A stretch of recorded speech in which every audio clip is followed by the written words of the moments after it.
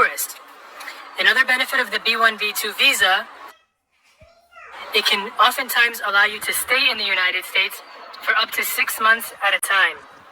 Now that the consulates and the embassies are starting to reopen, I want to give you guys 5 tips on how to have success with your b1b2 visa application.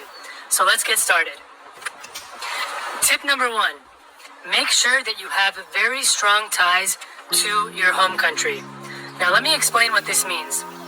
When you go in for your b1b2 visa interview, the immigration officer is required to presume that you are an intending immigrant. What that means is that they are required to initially believe that you are planning to go to the United States and to stay there permanently. It is your duty to show them that you do plan to return to your home country.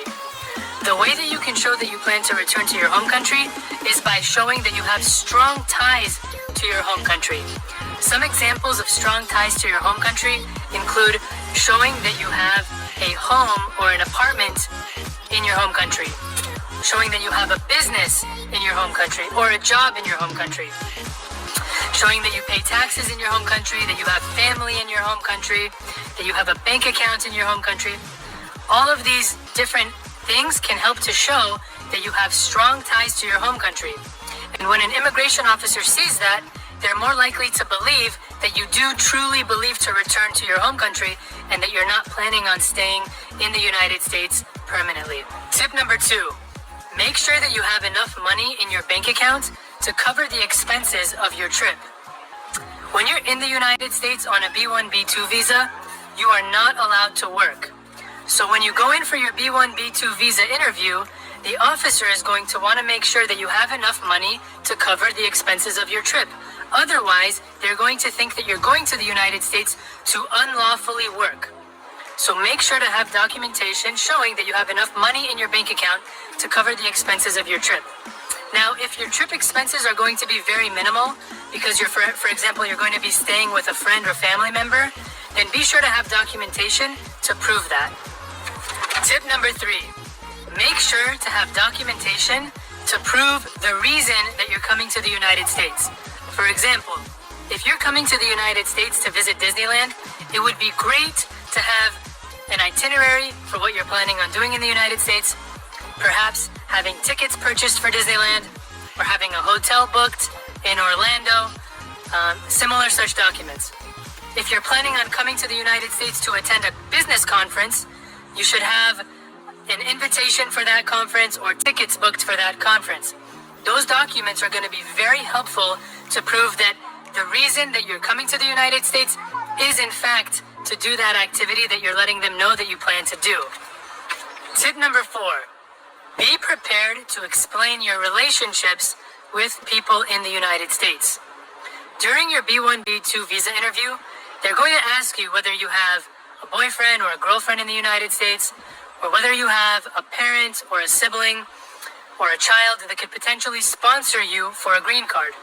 And the reason that they're asking you this question is to determine whether you're coming to the United States and that you plan to stay in the United States and have them petition for you to have a green card. So it's up to you to be able to explain to them that although you're entering the United States and that you have a relationship with somebody that could potentially sponsor you, that is not your plan. That, for example, if you're in a relationship with somebody, that your relationship is not serious to the point where you're going to get married and that you're going to, stay, or if it's a family member, that again, you're just planning on coming for that conference or for that tourism purpose, and that you're going to be leaving after that initial purpose of your trip is accomplished. Tip number 5, last but not least, be very careful about the information and the content that's on your phone. Immigration officers, particularly Customs and Border Protection, are known to check phones to search for potentially problematic information. So you want to make sure that you have nothing on your phone that could potentially be misconstrued by an immigration officer to think that you're planning on coming to the United States for some type of an impermissible purpose. So again, tip number 5, make sure that your phone doesn't have any sort of problematic information that could potentially be misconstrued by an immigration officer. So just like I promised, those are 5 tips to help you have a successful outcome on your B1B2 visa. I hope you guys found this video extremely helpful.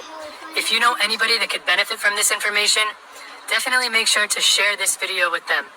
We're all about empowering you with knowledge, so the more people that can benefit from this video, the more people we want watching this video. If you liked this video, please make sure to hit that thumbs up button. When you hit that thumbs up button, it really helps us out. If you have any questions, go ahead and drop them in the comments below.